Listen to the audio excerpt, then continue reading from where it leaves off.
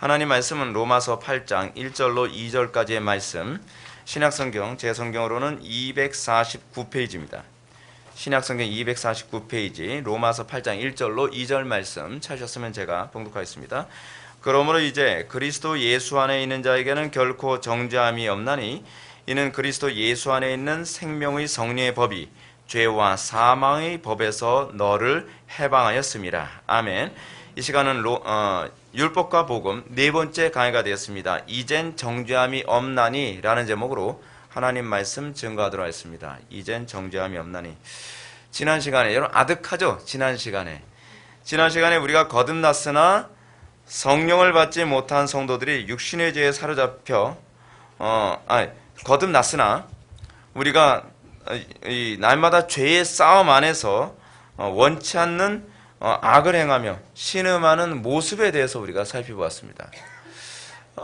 우리는 거듭났다 할지라도 우리는 천사가 되는 것은 아닙니다. 우리가 거듭났으나 우리는 우리 안에 두 개의 법이 존재한다는 것을 압니다. 그래서 우리의 마음은 하나님의 법을 기뻐하지만 내 육체는 끊임없이 우리를 죄악의 법 아래로 끌어내리려고 합니다. 거듭난 성도와 거듭나지 않은 성도의 차이는 무엇이냐면 이런 죄악된 상황에서 신음을 하며 살아가느냐 그렇지 않으면 거기에 적응하며 그 죄에 적응하며 살아가는 존재인가에서 우리는 여기서 또 구별됨이 나타납니다. 거듭난 하나님의 백성은 자신 안에 두 개의 자아가 끊임없는 투쟁 안에 있다는 것을 압니다. 이게 무슨 얘기냐면 우리는 죄에 익숙해질 수가 없는 존재라는 얘기입니다. 우리는 이 땅에서 한쪽이 죽어야만 끝나는 전쟁에 돌입하게 된 것입니다. 예수를 믿고 난 이후에는 우리는 끊임없이 내 속에 있는 죄악과 싸웁니다. 내 타락한 본성과 싸웁니다. 우리가 예수 믿기 전에는 우리는 이 전쟁이 없었습니다. 그렇기 때문에 신자들에게 나오는 탄식은 이것입니다. 오라 곤고한 사람이로다. 이 사마의 몸에서 누가 나를 건져내랴 라고 하는 이 건져냄, 누구로부터 건져냄을 받기 전에는 결코 안식할 수 없어 하는 탄식이 우리 속에 있게 되어집니다. 정상적인 신자라면 그들은 이러한 죄에 대한 딜레마를 극복하길 뜨겁게 열망합니다. 그럼에도 불구하고 이 딜레마를 극복한다는 것은 우리의 힘으로 안 됩니다. 우리의 힘으로 안 되기 때문에 우리는 우리의 힘이 아닌 그리스도의 힘을 의존하게 합니다. 여러분, 성경의 가르침은, 설교는 여러분들의 힘으로 살 수 있는 방향과 어떤 것을 제시하는 것이 아닙니다. 성경은 끊임없이, 설교는 끊임없이 여러분들에게 여러분들의 무능함을 폭로하고 여러분들의 힘으로 하나님을 기쁘시게 드릴 수 없다는 것을 폭로함으로써 여러분들이 그 설교를 듣고 신음하게 하는 데에 목적이 있습니다. 많은 사람들이 착각하는 것이 무엇이냐 하면 목사님 제발 우리에게 위로하는 말씀을 주십시오. 우리의 마음을 편안하게 해주는 말씀을 주십시오 라고 생각을 합니다. 그것이 강단설교의 목적이라고 생각을 합니다. 그렇지 않습니다. 강단설교의 목적은 무엇이냐 하면 여러분들이 그리스도만을 붙잡지 아니하면 소망이 없다는, 여러분들 자신에게 아무런 소망이 없다는 것을 자각하는 데 있습니다. 그것을 자각시킴으로써 여러분들이 비로소 그 오라 곤고한 사람이로다 누가 이 사마의 몸에서 이 죄악된 몸에서 나를 건져내라라고 하는 그리스도의 건져내심에 소망을 두며 살아가게 만드는 데 초점을 두고 있습니다. 오늘날 많은 기독교인들이 무능한 이유가 무엇인지 아십니까? 이 무능한 자기 자신의 무능함을 인정하지 않고 내 힘으로 뭔가 내 삶의 문제를 해결할 수 있도록 끊임없이 강단설교가 자극하고 있다는 것이 문제입니다. 그리스도를 붙잡아서 그리스도의 능력으로 살아갈 때 세상이 감당할 수 없는데 그리스도를 붙잡으며 살아가게 만들지 않고 자기의 힘과 자기의 능력과 자기의 탁월함을 의지하며 살아가도록 만드니까 세상을 이길 수가 없는 것이죠. 그리스도의 탁월함, 그리스도의 전능하심을 붙잡고 살아갈 때에 그리스도인이 정말 세상이 감당할 수 없는 그리스도인 되는 거 아닙니까? 요한이 그러지 않습니까? 세상을 이긴 이김은 이것이니 너희의 믿음이라. 그 믿음이라는 그 단어가 의미하는 바가 무엇입니까? 그리스도를 붙잡고 그리스도와 연합된 삶을 살아가는 것 아닙니까? 그리스도의 능력으로 살아가고 그리스도의 지혜로 살아가고 그리스도의 사랑으로 살아가고 그리스도의 인내로 살아가게 만드는 것이 바로 믿음 아닌가요? 우리가 믿음을 소유했다고 하는데 우리에게 있어서 세상 사람들보다 나을 게 하나도 없다면 우리가 어떻게 세상을 이길 수 있냔 말입니다. 바울은 지난주 본문의 마지막을 하나님께 대한 감사로 끝을 냈습니다. 그런데 내 자신이 마음으로는 하나님의 법을 육신으로는 죄의 법을 섬기노라. 여러분, 이 감사의 의미가 뭐라 그랬습니까? 아니, 내 마음이 하나님의 법을 섬기는 건 감사할 수 있다고 치는데 내 육신이 하나님의 법 섬기는 게 이게 도대체 뭐가 감사할 얘기냐는 것이죠. 이게 무슨 얘기죠? 비록 내가 이 딜레마를 극복하지 못하지만 적어도 내 마음이 하나님의 법을 섬기고 있다는 것에 대해서 감사할 수 있다는 것입니다. 굴복이 안 되는 거예요. 성령으로 거듭난 성도들은요, 결코 죄에게 굴복이 안 됩니다. 그러니까 이게 무슨 얘기냐면 그리스도인들은 불경건과 죄에 무뎌지지가 않는다는 거예요. 그러니까 마치 뭐하고 똑같습니까? 잠을 자고 싶은데 불면증 걸리는 거하고 똑같다고 얘기할 수 있을까요? 우리는 죄에 무뎌질 수 없도록 새롭게 창조된 존재입니다. 거듭난 그리스도인들은 결코 죄악된 삶에 익숙해지거나 무뎌질 수가 없습니다.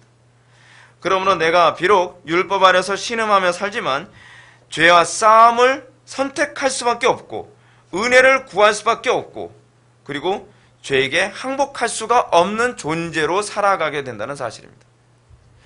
여러분들이 거듭난 성도라고 한다면 여러분들에게 이런 현상이 나타나야만 합니다. 간혹가다 어떤 사람은 이런 얘기합니다. 주일 성수 매일 할 때 뭐 어쩌다 한 번 안 할 때는 굉장히 불편하더니 한 2주, 석주, 뭐 한 달, 2달쯤 지나니까 막 그렇게 심각하게 느껴지지 않던데, 심각하게 느껴지지 않는다고 하는 건 여러분 그거는 거듭나지 않았다는 걸 반증해 주는 겁니다. 내가 죄에 무뎌지지 않아야 돼요. 여러분, 죄에 무뎌지지 않으면 나타나는 현상이 뭔지 아세요? 싸움을 하게 되어 있는 것이죠. 이게 항복이 안 되는 거예요. 죄에게 항복이 안 되니까 끊임없이 죽기까지 싸우게 되는 것이죠. 우리나라가 일제 치하에 떨어졌을 때 일본이라고 하는 그 나라를 내 조국으로 인정할 수 없는 사람들이 선택할 수밖에 없었던 것이 무엇입니까? 독립운동하는 거죠. 독립운동하는 거예요. 일본이 내 조국으로 느껴지지 않으니까, 받아들여지지 않으니까 그 괴로운 거 아는데, 고통스러운 삶을 사는 거 알아가는데 그런데도 싸울 수밖에 없는 거예요. 여러분들 심령 속에 여러분들이 내가 하나님의 자녀이고 여러분들 심령 속에 내가 성령으로 거듭난 자아가 있다고 한다면 여러분들은 죄와 타협이 안 됩니다. 그거는 의무나 명령의 문제가 아니라 본성의 문제입니다. 여러분, 아무리 거듭난 그리스도인이라도요, 삶이 너무 고달프고 현실이 어려우면 죄하고 적당히 타협하고 싶어요. 근데 타협이 안 돼요. 타협이 안 돼서 타협을 안 하는 것이지 고상해서 타협을 안 하는 게 아닙니다. 제 자신이 그 목회 사역을 뒤돌아보면서 제가 지금 벌써 15년 동안 이렇게 목회를 하는데, 사실은 15년이 아니에요. 전도사 생활 때까지 포함하게 되면 20년이 넘게 이렇게 목회 사역을 했거든요. 근데요, 간혹가다 사람들이 저를 잘못 평가하는 게 하나 있습니다. 제가 굉장히 강직하다고 생각해요. 저 그렇게 강직한 사람 아니고요. 저 그렇게 강한 사람 아닙니다. 근데 타협이 안 돼서 그냥 이렇게 살고 있는 거예요. 은혜죠, 은혜. 하나님의 은혜입니다. 저는 이것이 성도들의 내재된 그 본성으로서 여러분들에게 나타나야 된다고 생각을 합니다. 자, 그런데 이 8장으로 들어서면서 바울은 이제 좀 더 새로운 차원의 은혜를 보여주고자 합니다. 우리 1절 말씀 다 같이 한번 읽겠습니다. 시작.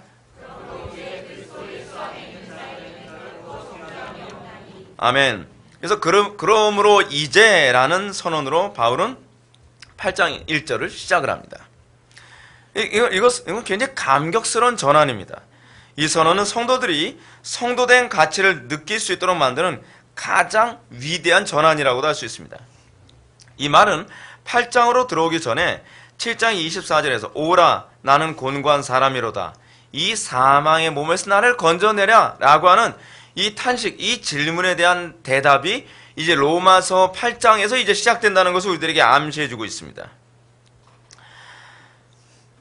중생한 성도들의 탄식이 25절에서 우리 주 예수 그리스도로 말미암아 하나님께 감사하리로다. 그런즉 내가 자신이 마음으로는 하나님의 법을, 육신으로는 죄의 법을 섬기노라고 한 이 감사에 대한 궁극적 이유가 무엇인지를 이제 설명하려고 합니다. 그러면 이 선언이 어떻게 거룩과 죄 사이에서 탄식하는 신자가 감사할 수 있는 근거가 된다는 것인가? 바울은 그리스도 예수 안에 있는 자에게는 결코 정죄함이 없나니 라고 한 선언을 통해서 칭의론적 선포를 합니다. 우리가 정죄함이 없는 이유가 무엇인가? 바울은 비록 성도가 연약해서 범죄하고 쓰러지고 죄 가운데 있을 때도 있지만 우리는 정죄 가운데 있지 않다는 거예요. 아니, 왜 어떻게 죄를 졌는데 죄인이 어떻게 죄인이라고 하는 정죄를 안 받을 수 있죠? 바울은 그 이유를 이렇게 얘기합니다. 내 의의는 나의 의의가 아니라 그리스도의 의의이기 때문이라고 얘기하는 거예요. 그리스도께서 나를 덧입혀준 의의로 우리가 의로움을 받으며 살아가는 것이지 내가 의롭기 때문에 의로운 것은 아니라는 거예요. 여러분들이 이 정죄에 빠지지 않을 수 있는 중요한 근거는 여기서 찾아야만 합니다. 그러면 내가 그리스도와 연합한 근거가 있느냐에 관한 문제입니다. 오늘날 많은 사람들이 나는 그리스도와 연합한 근거가 전혀 나타나지 않는데 나는 그리스도의 의의를 덧입었기 때문에 나는 정죄를 안 받을 것이다 라고 자꾸 착각을 합니다. 이 선언은 내가 그리스도 안에 있을 때라야만 통용될 수 있는 제한된 선언입니다. 여러분들이 그리스도 안에 있길 거절하고 여러분들이 그리스도와 연합한 삶을 미워하는 자에게는 이 선언이 절대로 적용되지 않습니다. 여러분, 우리의 범죄에 관해서 사도 바울이 로마서 7장에서 이렇게 얘기했습니다. 이제는 더 이상 내가 범죄하는 것이 아니요 내 속에 있는 죄니라 라고 얘기하고 있습니다. 사도 바울은 예수를 믿고 난 이후, 거듭난 이후에 우리에게 두 개의 본성이 존재한다는 것을 얘기합니다. 그리고 참 나는, 진정한 나는 거듭난 자라고 얘기하고, 그리고 죄를 저지르는 주체는 더 이상 내가 아니라 내 속에 거하는 죄라고 얘기합니다. 이 육체가 죄를 범한다고 얘기합니다. 그러면 여러분, 우리가 죄를 범했을 때에 그게 내가 죄를 범한 것이 아니죠. 그렇죠? 그 누가 죄를 범한 거예요? 내 속에 관한 죄가 죄를 범한 거라는 얘기입니다. 그래서 제가 이걸 이렇게 이해하면 곤란하지, 유체이탈업법이 아니라 했죠. 오늘날 정치계에서 많이 사용하는 유체이탈업법이 아닙니다. 이것 때문에 사도 요한이 이런 얘기했습니다. 하나님께서 난 자마다 죄를 짓지 아니하나니. 하나님께서 난 자, 여러분 죄 안 짓습니까? 죄 짓죠. 표면적으로 우리는 죄를 짓죠. 근데 우리는 내 속사람의 그 동의하에서 죄를 지을 수 없다는 것입니다. 이게 사실은 자연인들과 그리스도인들의 차이입니다. 자연인들은 아무 생각 없이 죄를 짓습니다. 그리고 죄를 합리화하기까지 합니다. 여러분, 저는 특정한 사람이 그 죄가 자발적 죄인지 그렇지 않으면 그것이 연약하여 죄를 진 것인지를 검증하는 중요한 시금석 중에 하나는 그의 죄가 지적을 받았을 때에 인정하느냐, 그렇지 않으면 그 죄의 지적을 받았을 때 자꾸 합리화하고 그 죄의 정당성을 자꾸 부여하려고 애를 쓰느냐에 관한 문제에서 드러난다고 생각을 합니다. 다윗이 우리아의 아내 밧세바를 범했을 때, 그 죄를 지적을 받았을 때 다윗이 어떻게 얘기합니까? 합리화 안 하죠. 합리화하는 방법 중에 하나가 무엇입니까? 내 죄를 지적하는 사람을 죽이거나 핍박하거나 공격하는 방식으로 나타나죠. 근데 다윗은 자기 자신이 죄를 범했을 때에 그 죄를 인정을 합니다. 여러분, 그것이 내 속사람이 같이 동의해서 죄를 범하지 않은 사람들에게 나타나는 특징입니다. 그러므로 그리스도 예수 안에 있는 자, 엔 크리스토스, 그리스도 안에 있는 자에게만 제한적 어법이죠.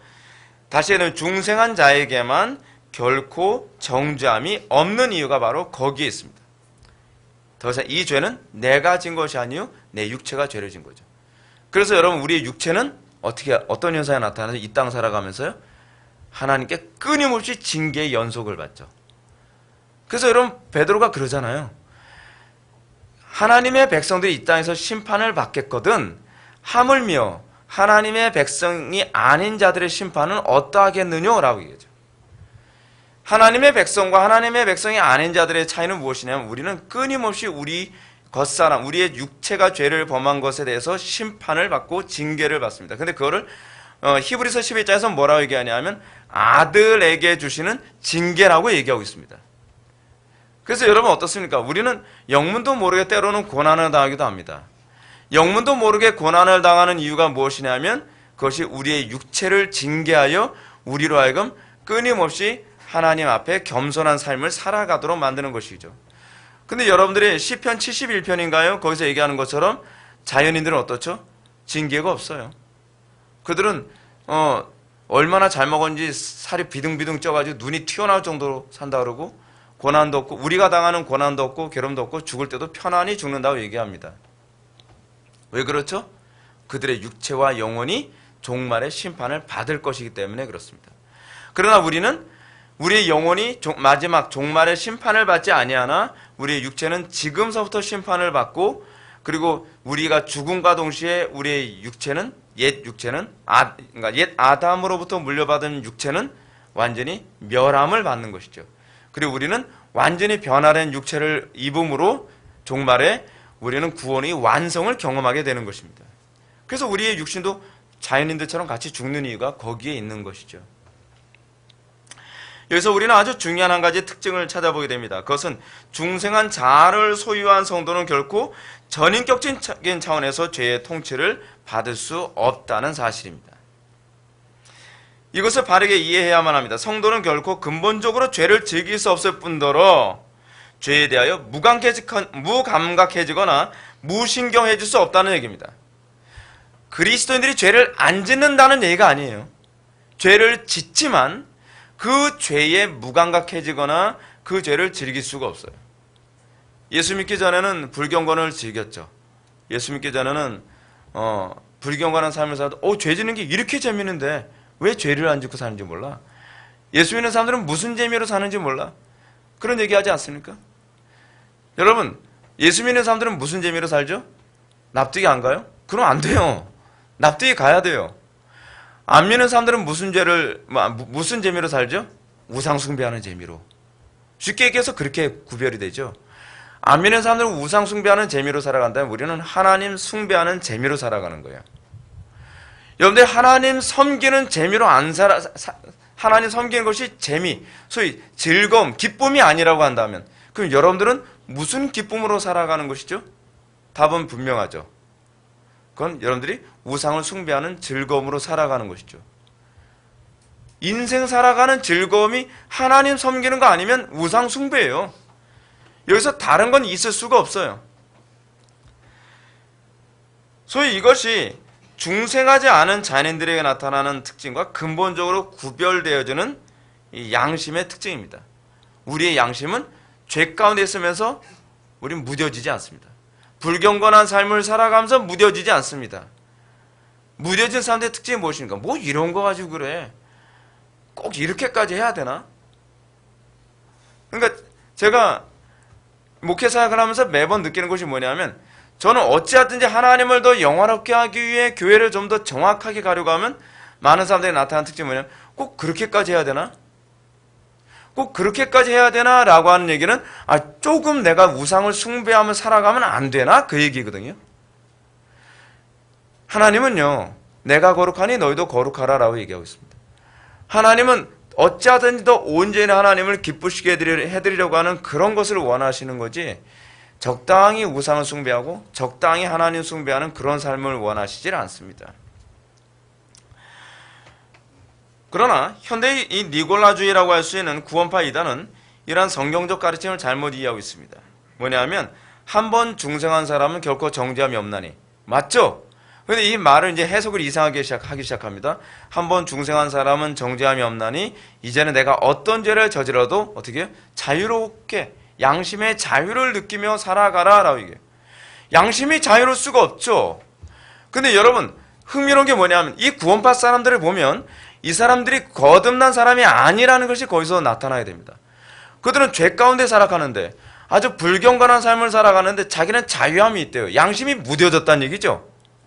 그 양심에 화인이 맞았다는 얘기예요. 여러분 양심에 화인 맞았다라는 얘기는 어떤 식의 표현이냐면 그가 더 이상 그 거듭난 양심을 소유할 가능성이 없다는 얘기이기도 해요. 여러분 우리가 그리스도를 붙잡게 되어지는 이유가 어디 있습니까? 내 자신에 대한 공허함, 내가 우상을 숭배하는 것에 대해서 어떤 기쁨을 느끼지 않기 때문에 비로소 그리스도를 붙잡게 되는 것이죠. 근데 악질적으로 죄를 져도 내 양심이 재밌는 거예요. 편안한 거예요. 뭐가 잘못이라는 거예요. 이렇게 재밌는데, 이렇게 즐거운데. 그렇잖아요.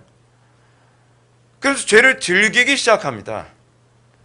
그래서 뭐라고 얘기해요? 아, 옛날에는 내가 도덕적인 의무에 얽매여서 이렇게 살았는데, 야, 이거 즐기니까 너무 재밌는데? 근데 거듭난 그리스도인데 그게 안 된다는 거죠. 근데 구원파들은 그걸 구원이라고 자꾸 얘기하고 있다는 거예요. 구원파에서는. 개혁파 진영에 있었던 어떤 K 목사님이라는 분도 교인들을 그런 식으로 가르쳤습니다. 제가 요번에도 미국 갔을 때 그 영향을 받은 사람들이 교회를 굉장히 어렵게 만들고 있는 것을 보게 되는데요. 이 양심이 돌아오질 않는 거예요. 내가 구원받았으면 내가 어떻게 살더라도 그것이 죄가 아니라 오히려 이렇게 생각을 하죠. 내가 죄를 짐으로써 내가 얼마나 큰 죄인임을 알아가는 것이 구원이라고 생각하는 거예요. 그래서 죄를 짓는데 자유로워요. 그러니까 어떤 교인이 그랬다 그러지 않습니까? 그 양반한테, 죄송합니다. 그분한테 이게 교육을 받은 어떤 그 교인이 이런 얘기를 해요. 자기 와이프를 북어 패듯이 패면서 막 못 살게 구니까 와이프가 이런 얘기 하는 거예요. 당신은 교회 다닌다는 양반이 어떻게 아내를 이렇게 지독하게 때릴 수 있냐고 라고 얘기하니까 이런 얘기 합니다. 그래, 그러니까 내가 죄인이지. 나는 이러면서 내가 죄인이라는 걸 깨달아. 이게 구원이라 그랬어. 이게 무슨 궤변입니까? 궤변이죠. 아주 심각한 궤변이죠. 근데 이것이 바로 로마서 8장 1절을 잘못 이해한 심각한 문제입니다. 그리스도 예수 안에 있는 자에게는 결코 정죄함이 없다 그랬어. 그래서 나는 정죄함이 없어. 왜냐하면 나는 거듭났는데 죄를 짓는 것 뿐이기 때문이야. 그러면서 내가 죄인이라는 것을 죄를 지면서 자각하게 되지.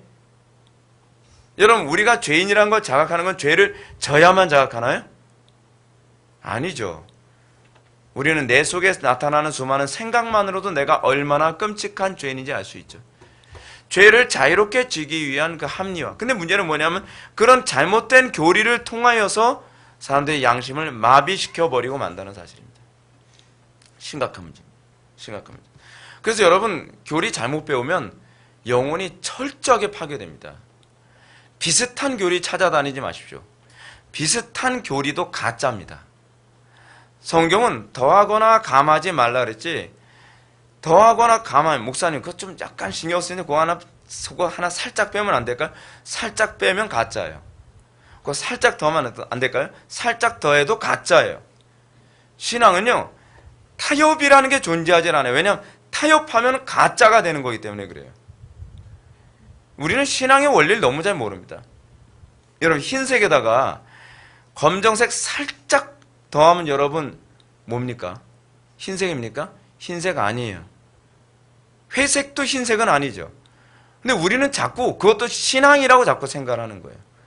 하나님의 특징은 뭐냐면 티가 없는 존재라는 거예요. 하나님의 존재의 특징은 뭐냐면 회전하는 그림자가 없어요. 하나님의 존재의 특징이 뭐냐면 더하거나 감함이 없는, 더하거나 감하면 하나님이 될 수가 없어요. 근데 우리는 그런 하나님을 자꾸 조장해내려고 해요. 이게 인간의 타락이 나타나는 아주 심각한 문제죠. 바울은 뭐라고 이야기하고 있습니까? 오히려 이렇게 하고 있죠. 그런데 어찌하리요? 우리가 법 아래 있지 아니하고 은혜 아래 있으니 죄를 지으리요? 그럴 수 없느니라 라고 얘기하고 있어요. 같은 로마서 6장 15절에서 바울이 틀림없이 얘기하고 있단 말이에요. 이미 로마서 6장 15절에서 우리가 은혜 안에 있으니 죄를 지을 수 있으려 그럴 수 없느니라 라고 선언을 했는데 구원파나 그 K 목사는 그럴 수 있다라고 자꾸 가르치고 있는 거죠. 이거는 복음을 심각하게 훼손한 것입니다. 오늘날 우리는 법 아래 있지 아니하고 은혜 아래 있으니 죄를 마음 편하게 짓자는 주장을 단호하게 배격해야만 합니다. 이런 주장은 명백히 사단의 속임입니다. 속삭임이죠. 우리는 바울이 하나님께 감사하려다 너희가 본래 죄의 종이었더니 너에게 전해준 바 교훈의 본을 마음으로 순종하여, 여러분 순종의 주체가 어디예요? 마음에서 순종하여 죄로부터 해방되어 의에게 종이 되었느니라 라고 얘기합니다. 우리가 예수를 믿음으로 우리에게 나타나는 특징이 뭐냐면 주인이 바뀌었다는 얘기예요. 과거에는 죄의 종이었더니 이제는 의에게 종이 됐다는 얘기예요. 무엇에게 종이 됐다는 얘기는 바꿔서 얘기했을 땐 주인이 바뀌었다는 얘기거든요. 나의 삶을 주도하는 주체가 바뀌었다는 얘기입니다. 그래서 예수 믿고 나면 변화된 삶이 안 나타날 수 있는 것이 아니에요. 나의 삶을 주도하는 주체가 달라졌기 때문에 다른 삶이 나타나야 정상이라는 것이죠. 그러면 우리는 이러한 모순적 가르침을 어떻게 조화롭게 이해할 수 있을지 좀 더 의문을 가지며 살펴봅시다. 이 질문에 대한 대답은 분명합니다. 중생한 성도는 그 속에 하나님의 법, 다시 하려면 하나님의 통치를 사랑하는 마음과 죄의 법, 그 죄의 통치를 사랑하는 이 두 마음의 투쟁 가운데 있다는 것입니다. 그래서 여러분들이 예수를 믿고 나면 여러분들에게 반드시 나타나야만 하는 것이 무엇이냐면 여러분들 심령 속에 전쟁이 생겨야 돼요. 죄를 짓고서 마음이 편할 수 없고 불경건하게 살면서 마음이 편하면 이걸 어떻게 신자라고 얘기할 수 있습니까? 그렇잖아요? 그런 사람들의 성은 틀림없이 B자든지 배자든지 둘 중에 하나일 거예요. 비신자나 배신자. 우리가 진정으로 구원받은 성도라고 한다면 우리 속에 이제는 두 법의 전쟁이 시작되어야 돼요. 이것이 구약에서 가나안 전쟁으로 나타나죠. 가나안 전쟁. 그래서 중생한 성도는 그 마음속에 중생하기 이전과 다른 죄와 싸우는 영적 전쟁이 시작됩니다. 물론 자연인들도 양심 때문에 죄를 혐오하거나 싫어할 수 있죠. 근데 여러분 제가 좀 더 분명하게 얘기할게요. 그 사람들은 도덕성이라고 하는 사회적 윤리 규범 때문에 죄와 싸우는 것일 수 있을지 모르지만, 그것에 대한 불편함일 수 있을지 모르지만 그들이 하나님을 기뻐하기 위해 죄와 싸우는 사람은 아니에요. 그들의 양심은 우리의 양심과는 다릅니다. 우리의 양심은 하나님을 바라보는 양심이라고 한다면 자연인들은 사람 앞에서의 양심이에요. 그래서 사람들이 보편적으로 이것을 죄가 아니다, 괜찮다라고 해야 되면 웬만하면 다 수용해주고 거기에 굴복해버리고 그냥 동화돼버리고 말죠. 그래서 여러분 자연인의 양심을 가진 교인들조차도요, 어떠냐면 보편적으로 교회가 불경건하게 살아가면 그냥 적응해버리고 맙니다. 그렇죠? 보편적으로 주일 예배 이외에는 예배 참석 안 하면 그럴 수도 있지 뭐. 그렇게 돼가는 거예요. 제가 이번에 그 미국 가서 설교하면서 미국 사회 안에 얘기를 들어보면 그래요. 그냥 미국 사회 안에 있는 한인 기독교인들이 살아가는 신앙의 흐름이 보편적으로 그러니까 그냥 다 그럴 수도 있다라고 얘기하는 거예요. 왜냐하면 먹고 살기 굉장히 힘들거든요. 미국 사회에 있는 사람들은 여러분 2잡 뛰고 3잡 뛰고 그래요. 왜냐하면 미국은 먹고 살기 생각보다 굉장히 힘들거든요. 그런데 그러면서 여러분 합리화시켜 나가는 거죠. 그리고 양심이 편안한 거죠. 뭐 그럴 수도 있지 뭐. 그래도 난 구원받았어. 여러분 그래도 난 구원받았어 라고 이렇게 얘기하게 되면 구원파하고 차이가 없어져 버리는 거예요. 여러분들은 본성적으로 구원파라는 거 알고 계십니까? 우리는 본성적으로 난 구원받았으니까 내가 좀 불경건에 살아도 구원받는 데는 지장 없겠지. 우리는 죄와 싸우는 이유는 구원받는 데 지장이 없느냐 있느냐에 관한 문제가 아니에요. 이것이 하나님을 기쁘시게 해드리지 못한다는 것에 대한 아픔이에요. 내가 사랑하는 그 하나님을 더 기쁘시게 해드려야 되는데 내가 하나님을 아프게 해드리고 있다는 것 때문에 싸움을 하게 되는 것이죠. 싸움의 동기가 거기에 있어요. 여러분들 죄와 싸우는 동기가 어디 있습니까? 이러면 나 지옥 같은데, 이것조차도 이기적이죠. 여러분들 경건의 싸움의 목표가 어디 있냐면, 동기가 어디 있냔 말이에요. 하나님을 더 기쁘시게 해드리기 위한 것일 때라야만 그것이 여러분들의 양심이, 선한 양심이 하나님을 바라보고 있느니라 라고 하는 그 말씀과 여러분들 동화될 수 있는 그런 양심인 것이죠. 그러므로 이런 사람들은 적당히 세상과 타협하면 살아가는 이런 사람들은 그들의 양심은 반복적으로 죄를 저지르거나 사회적으로 관대하게 취급받는 죄에 대해서는 점점 관대해지고 무감각해지며 심각하게 죄를 즐기고 더 나아가서는 변호까지 한다는 사실입니다. 이게 뭐 어때서? 그런 얘기. 나만 이렇게 사나? 여러분, 우린 꼭 그렇게 정당화하죠. 나만 이렇게 사나? 다 그렇게 사는데 뭐. 그럼 여러분들 어떻게 얘기해요? 그렇게 얘기했대요. 그럼 다 지옥 가겠네. 우린 그래. 아니, 여러분, 다 그렇게 산다고 우리가 다 그렇게 살아야 됩니까? 여러분, 성경에 나오는 노아가 어땠습니까? 다 그렇게 살아도 자기는 그렇게 살지 않고 구별됐잖아요. 그리스도인은요, 다 그렇게 살아도 우리는 거기서 구별된 것이 우리의 영광이에요. 근데 우리는 자꾸 이런 얘기 하죠. 나만 그렇게 사나요? 대한민국 기독교인들 거의 다 그렇게 사는데, 그럼 다 지옥 가나요? 그럼 우리는 뭐라 그러죠? 다 지옥 간다. 독선이네. 맞아. 독선이죠. 그냥 기독교는 독선적이에요. 그럼 너만 옳으냐? 하면서 성경만 옳다죠. 사람들이 자꾸 그런 얘기, 그럼 기독교만 옳으냐? 자꾸 그런 얘기 하죠. 다른 종교들이. 그럼 우린, 미안한 얘기인데, 기독교만 옳아요. 근데 여러분, 이게 순한 논법 같지만, 이게 정답이에요. 우린 그렇게 얘기하는 것을 부끄러워하지 말아야 돼요. 사람들이, 야, 저 굉장히 독선적이야. 원래 우리 기독교는 그 소리 들으면서 여기까지 왔습니다. 예수님도 그 소리 들으셨어요. 근데 왜 우리가 자꾸 예수님보다도 착하게 보이려고 애를 쓰는지 모르겠어요.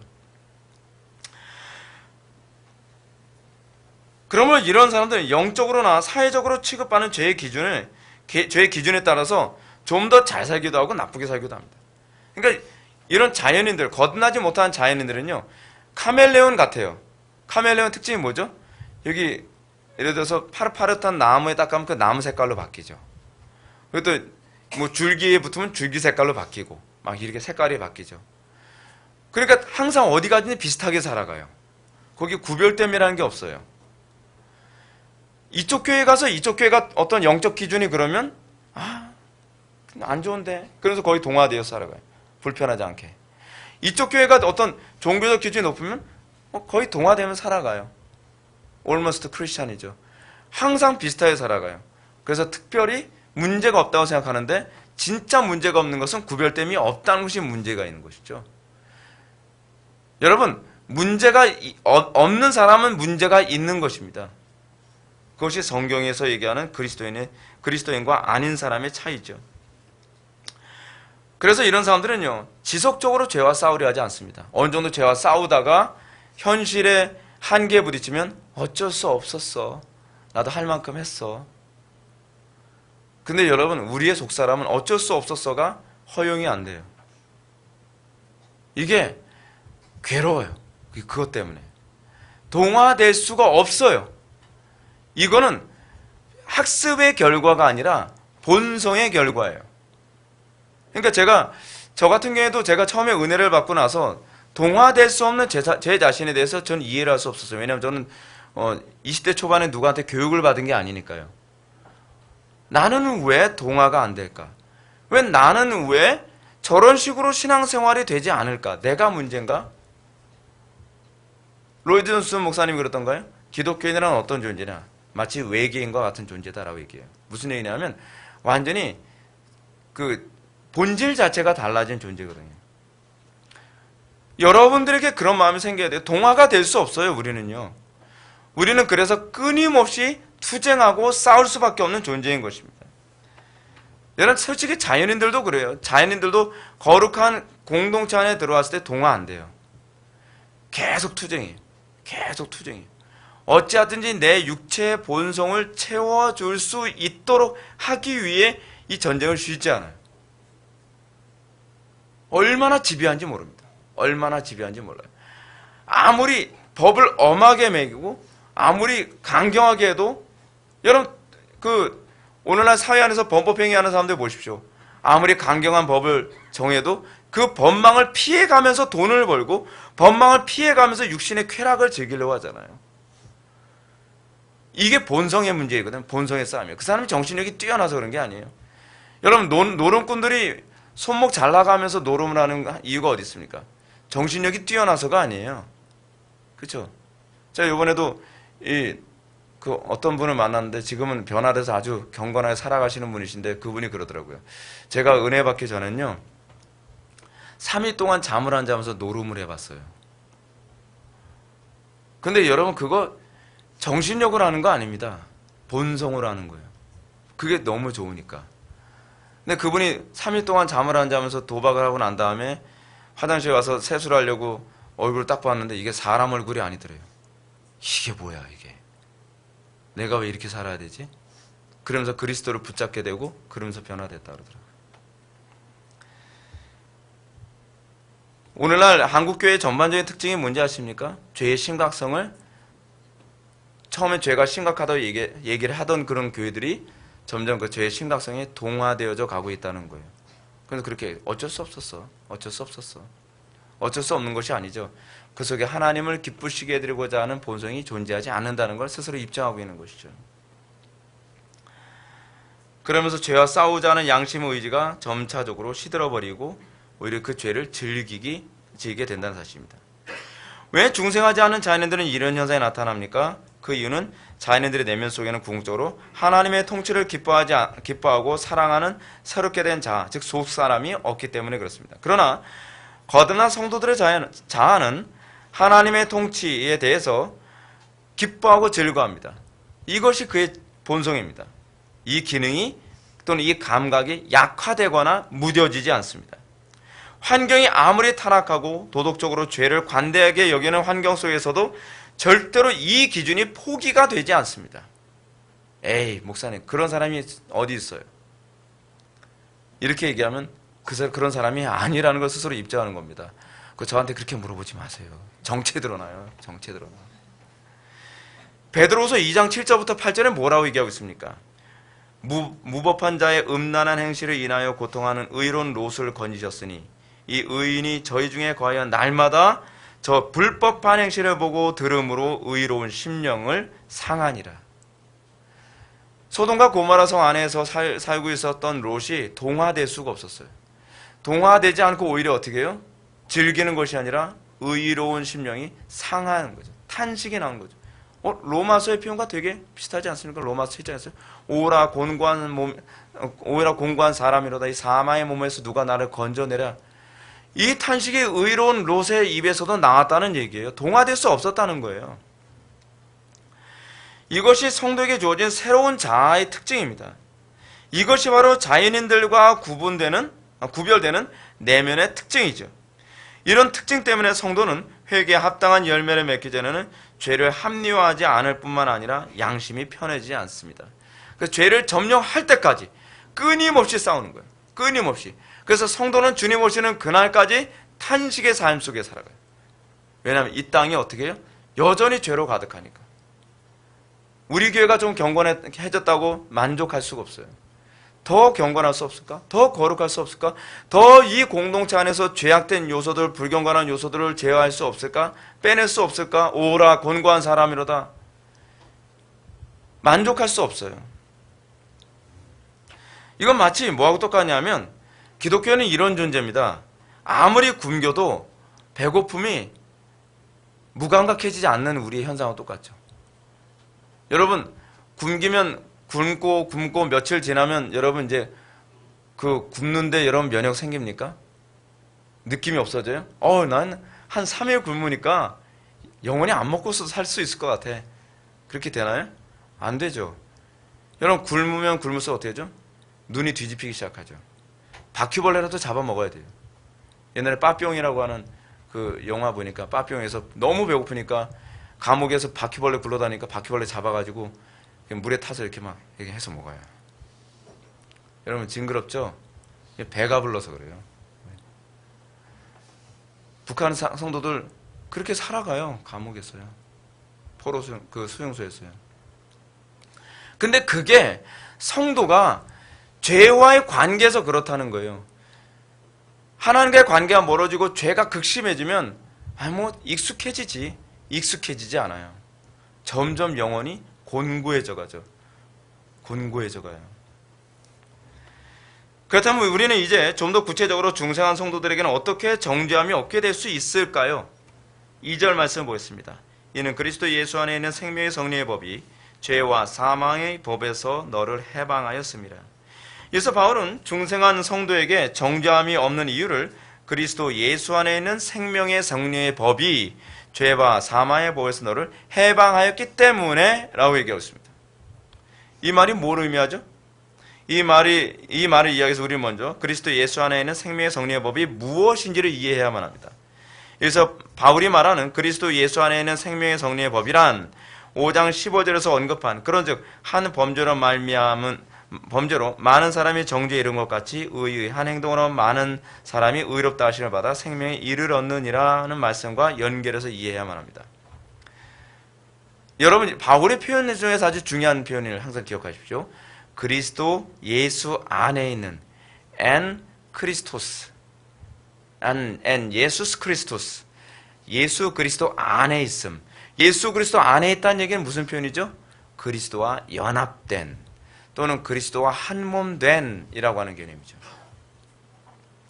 이 말은 거듭나기 이전에 있는 사람들이 옛 아담의 유죄 판결에 연합된 존재였다고 한다면 이제 우리가 예수 그리스도 안에 있음으로 말미암아 예수 그리스도의 의와 하나가 됐다는 얘기죠. 우리에게 정죄가 없는 가장 근본적인 첫 번째 이유는 내가 의롭기 때문이 아니라 나는 여전히 죄인이지만, 그렇죠? 그래서 루터가 그리스도인은 뭐라고 얘기했죠? 의롭게 된 죄인이라고 얘기하죠. 그는 여전히 죄인이지만 그는 의롭게 된 것뿐이에요. 어떻게요? 그리스도의 의로 옷 입었기 때문에, 또는 그리스도 안에 우리가 숨었기 때문에, 마치 옛날에 뭐였죠? 범죄자가 숨어서 피할 수 있는 성, 도피성 안에 있을 때에 그의 죄가 어떻게 해요? 그의 죄인됨에도 불구하고 심판을 받지 않게 되는 것 같은 개념. 그리스도 안에 있기 때문이에요. 그리스도 안에 있기 때문에. 여러분들이 항상 관심을 가져야 되는 건 내가 그리스도 안에 있느냐에 관한 문제예요. 내가 어떤 죄를 저지르느냐에 관한 문제가 아니라 내 영혼이 그리스도 안에 있느냐에 관한 문제예요. 그리스도 안에 있는 사람들이 죄를 또는 불경건을 마음 편하게 질 수 없죠. 지금 여기서 그 얘기를 하고 있는 것입니다. 자, 그러므로 우리는 여기서 한 가지 개념을 또 살펴봐야만 합니다. 그것이 뭐냐면 죄와 사망의 통치와 대조를 이루는 생명의 성령의 법의 통치 가운데 우리가 들어가 있다는 사실입니다. 이 얘기는 무슨 얘기냐면 여러분들이 그리스도 안에 있는 것을 도대체 어떻게 입증할 수 있냐는 거예요. 여러분들 그거 궁금하지 않습니까? 저는요, 제가 성경을 읽으면서 제일 싫은 것이 뭐냐면 피상적으로 성경을 보는 거예요. 그래, 내가 그리스도 예수 안에 있는 자에게는 결코 정죄함이 없다고 했으니 내가 그리스도 안에 있겠지. 그럼 난 정죄 안 받는 거 아닌가? 성경은 그렇게 피상적이지 않습니다. 그러면 여러분들이 그리스도 예수 안에 있다는 것은 무엇으로 알 수 있는가? 명확하게 알 수 있는 방법을 사도 바울이 가르쳐줬어요. 생명의 성령의 법 안에 있을 때 내가 그리스도 예수 안에 있다는 것을 입증할 수 있다는 거예요. 생명의 성령의 법이 무엇인가? 그거를 알려면 죄와 사망의 법을 알면 되죠. 저는 여기서 법을 원리라고 표현하고 싶습니다. 여러분 어떻습니까? 여러분들 인생의 원리는 어떤 원리로 살아가고 있어요? 여러분들 예수 믿기 전에는 죄와 사망의 법의 원리로 살아갔죠. 그게 마귀 안에 있을 때의 특징이에요. 여러분들이 옛 아담 안에 있을 때의 특징이란 말이에요. 여러분들이 옛 아담, 첫 아담 안에 있을 때의 여러분들의 삶의 원리는 죄와 사망의 법 안에 살아가요. 죄와 사망의 법은 뭐죠? 어떻게 하면 내 육신을 즐겁게 하고, 어떻게 하면 내가 돈 많이 벌고, 어떻게 하면 내가 행복하게 살고, 육체의 정욕, 안목의 정욕, 이생의 자랑의 원리로 살아가죠. 안 믿는 사람들, 자연인들의 삶의 원리로 살아가죠. 그런 사람들에게 있어서 기독교는 어떤 뭐예요? 일종의 종교적 취미생활에 불과하죠. 종교적 취미생활에 불과해요.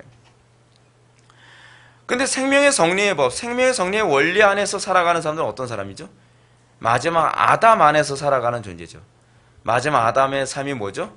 어떻게 하면 하나님을 기쁘시게 해드리고, 어떻게 하면 하나님을 영화롭게 해드리고, 어떻게 하면 죽기까지 순종하며 살아갈 것인가에 관한 문제. 이게 생명의 성리의 법이에요. 더 정확하게 얘기하면 하나님을 사랑하는 원리죠. 과거에는 세상을 사랑하는 원리로 살아갔어요. 그래서 세상을 살아가는 원리에 의해서 내 종교적인 행위를 더하거나 감하기도 해요. 세상을 살아가는 원리 안에서 내가 종교적 행위를 더 열심히 할 수 있으면 더 열심히 할 수 있지만, 세상을 살아가는 원리를, 세상을 사랑하는 그 원리 때문에 내 종교적 삶에 지장을 받으면 이건 조금 뒤로 미룰 수 있다는 거예요. First priority. 우선순위가 항상 세상을 사랑하는 것이 나의 우선순위에 있다는 거예요. 그런데 이 프라이어티의 문제에 대해서는 좀 고민해야 돼요. 고민해야 돼. 이 우선순위에 관한 이 문제는 사실은요, 여러분들이 생명의 정리의 법 안에 있느냐, 그렇지 않으면 여러분들이 죄와 사망의 법 안에서 살아가느냐에 관한 문제이고, 여러분들이 생명의 정리의 법 안에 그 원리로 살아가고 있다면 여러분은 그리스도 안에 있는 것이지만, 여러분들이 세상을 소유하고 세상을 사랑하는 원리 안에 있다면 여러분들은 첫 아담 안에서 살고 있다는 것을 의미하고 있는 것입니다. 명확하죠? 성경은요, 모호한 게 없어요. 기분 나쁠 정도로 명쾌해요. 너무 선명해요.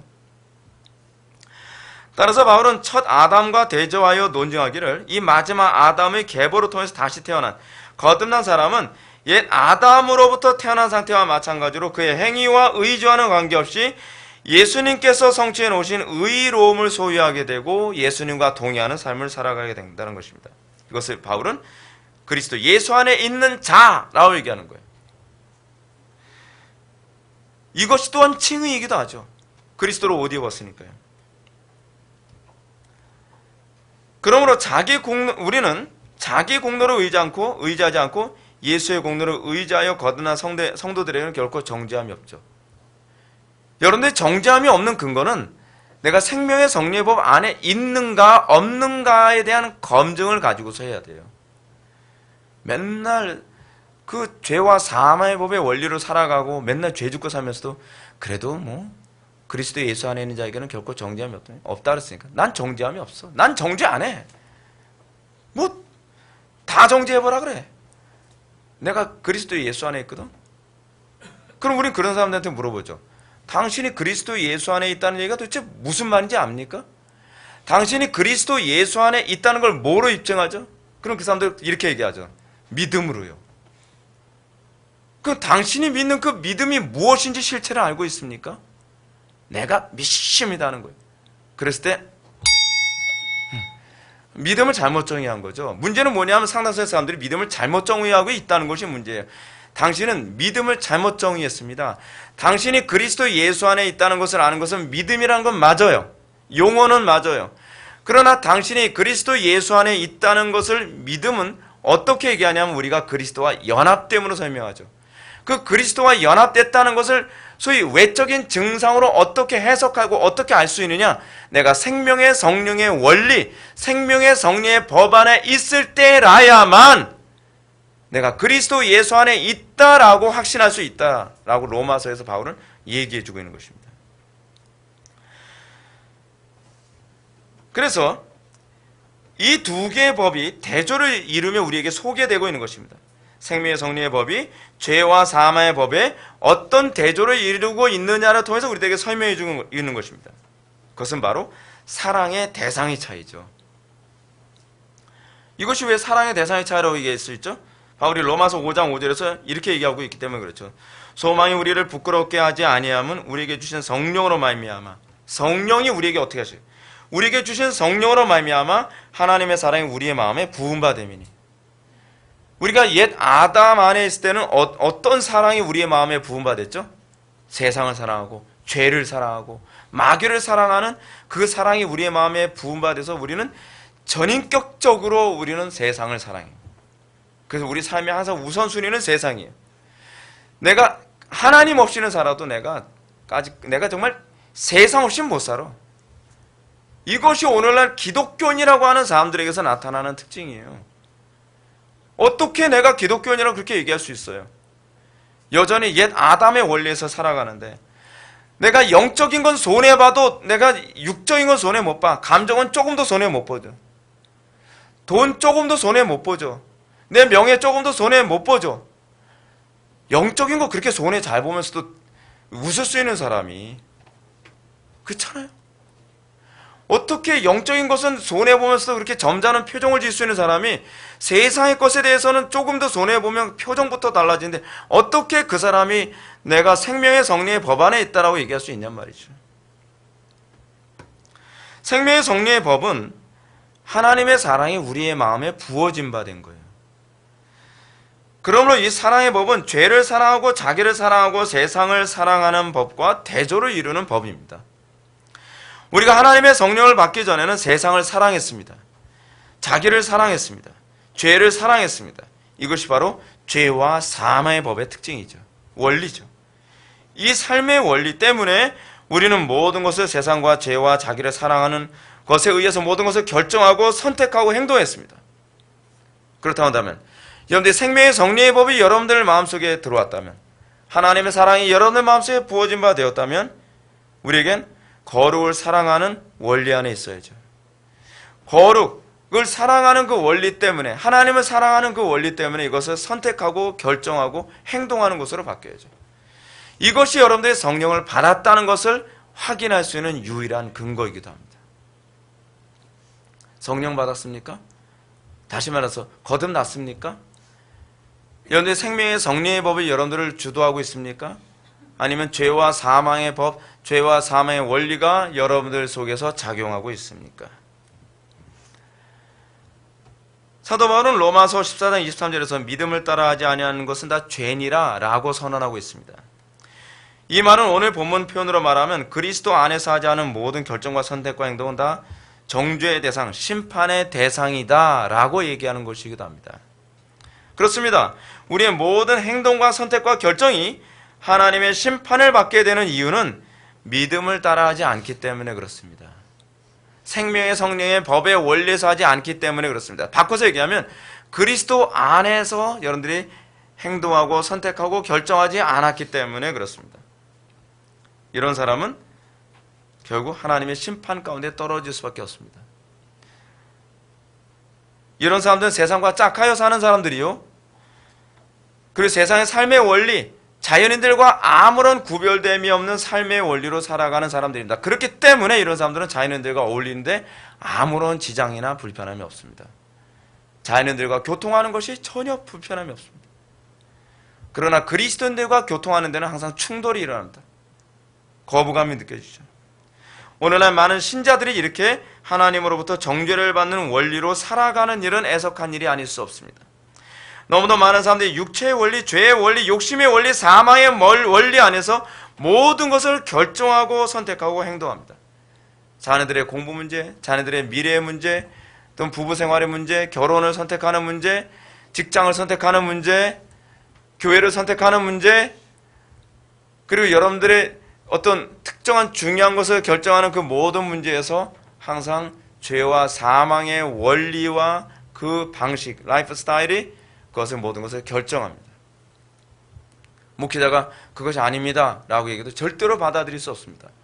설교자가 설교를 통해서 아무리 그것이 틀렸다라고 얘기해도 절대로 회개하지 않습니다. 나는 여전히 죄와 사망의 원리에서 벗어나면 죽을 것 같으니까요. 사랑하는 성도 여러분, 여러분은 과연 어떤 삶의 원리로 살아가고 있습니까? 이것이 여러분들이 첫 아담 안에서 살고 있는지 마지막 아담이신 예수 그리스도 안에서 살고 있는지를 검증하는 유일한 방법입니다. 죄와 사망의 법, 그 원리 안에서 살아가고 있습니까? 육신의 욕심의 원리, 세상 성공의 원리, 그리고 여러분들의 육신의 감정에 충실한 이 원리, 여기 이 안에서 살고 있지 않습니까?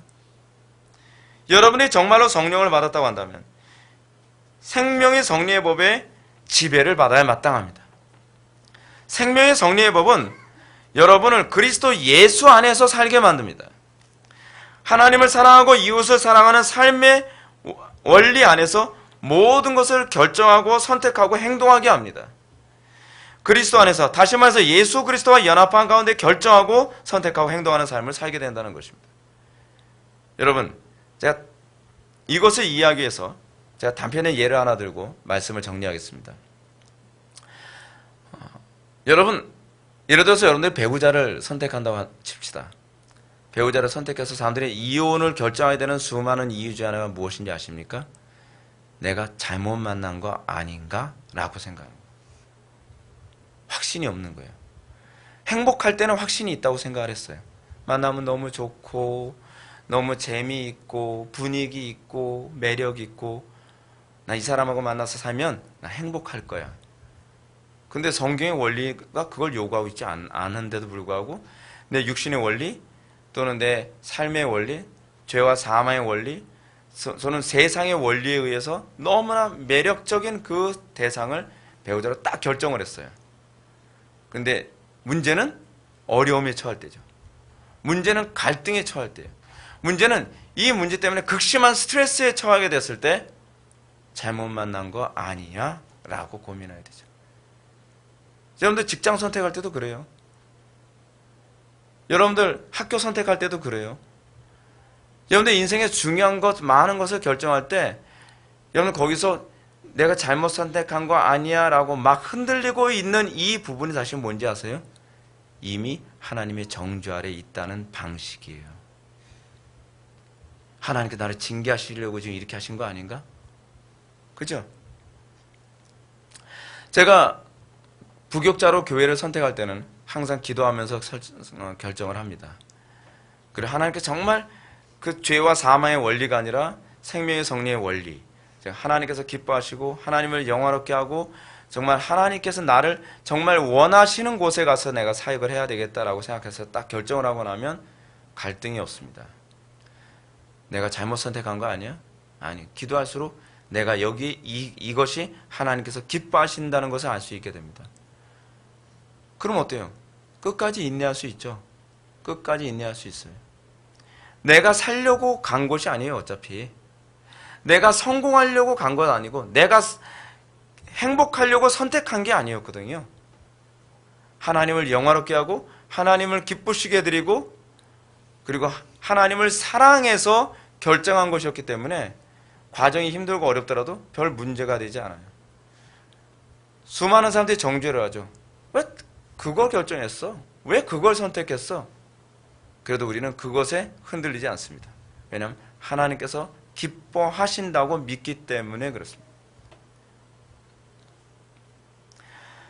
세상과 마귀가 우리를 아무리 참수하고 정죄할지라도 우리는 담대할 수 있게 됩니다. 우리가 생명의 성리의 원리 안에서 중요한 결정을 하게 됐을 때 그 과정과 결과가 어떻게 되더라도 우리는 안심할 수 있습니다. 생명과 성리의 원리 안에서 중요한 결정을 하고 또는 직장을 선택하고 진로를 결정하고 인생의 중요한 결정을 하게 되었을 때 우리가 끝까지 낙심하지 않고 확신을 가질 수 있는 것은 내가 생명의 성리의 법의 원리에서 선택했을 때만 가능합니다. 우리는 어떻습니까? 우리는 삶의 중요한 것을 생명의 성리의 원리, 즉 하나님을 기쁘시게 드리는 하나님을 사랑하고 이웃을 사랑하는 그 원리에서 결정을 안 할 경우가 많이 있죠. 그러다 어려움이 처하게 되면 우리는 갈등하게 됩니다.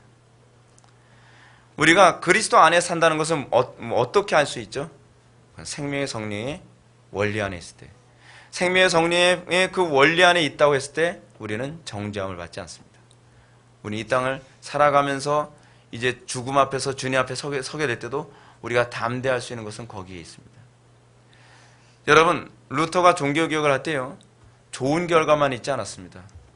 루터가 종교개혁하면서요, 수많은 그 농민전쟁 같은 경우는 수많은 사람들이 자기가 가르친 거 가르친 때문에 죽어나가기도 했습니다. 그럴 때 여러분 갈등이 되지 않습니까? 그때 여러분 회의를 품게 되지 않습니까? 내가 잘못 선택한 건가? 내가 하는 것이, 내가 이제껏 외쳤던 것이 잘못된 것인가? 그렇게 되지 않을까요? 많은 목회자들이요, 목회의 마지막에서 굉장히 후회를 많이 합니다. 내가 잘못한 거 아닌가? 이게 뭐지? 난 열심히 목회를 했다고 생각하는데 교회는 완전 세상이 되어져 버리고 왜 이 모양 이 꼴이지? 그래서 굉장히 허무하게 생각을 합니다. 왜 그런지 아세요? 이유는 간단해요. 생명의 성리의 원리로 목회를 안 했을 때 나타나는 현상이에요. 죄와 사망의 원리로 선택하고 나면 나중에는 공허해지고 혼란스럽고 갈등하게 됩니다. 그러나 루터 같은 사람은 마지막 때 세상을 떠나면서도 안식할 수 있었습니다. 그는 정죄 아래 있지 않았습니다. 왜냐하면 그가 일평생 걸었던 그 길은 생명의 성령의 법의 원리로 걸었던 길이었기 때문에 그렇습니다. 나는 후회하지 않습니다. 나는 정죄받지 않습니다. 라고 갈 수 있게 되는 것이죠. 여러분 어떻습니까? 저는 젊은 이들에게 그렇게 얘기하고 싶습니다. 후회하지 않는 인생 사는 유일한 방법은 세상의 원리로 살아가지 마십시오. 육신의 원리로 살아가지 마십시오. 생명의 성령의 원리, 하나님을 기쁘시게 해드리고 하나님을 영화롭게 하는 원리로 살아가십시오. 중요한 결정을 하게 될 때도 그 원리로 결정을 하십시오. 기도하면서 결정하라는 건 그 얘기거든요. 그러면요, 여러분들 나중에 노년에 후회하지 않습니다. 나 정말 바르게 살았구나. 나 후회 없이 살았구나. 라고 하게 될 것입니다. 인생을 후회하지 않고 살아가는 유일한 방법은 거기에 있습니다. 항상 그리스도를 붙잡고 항상 그리스도 안에 거하며 어찌하든지 하나님을 기쁘시게 드리고 이웃을 사랑하는, 소위 그 사랑의 법, 하나님 사랑, 이웃 사랑이 그 법에서 여러분들이 모든 것을 결정할 때에 그리스도 예수 안에 있는 자에게는 결코 정죄함이 없나니 이는 그리스도 예수 안에 있는 생명의 성령의 법이 죄와 사망의 법에서 너를 해방하였음이니라 라고 하는 이 말씀을 깨닫고 일평생 기쁨과 담대함으로 살아가게 될 것을 믿으시기 바랍니다. 기도하시겠습니다.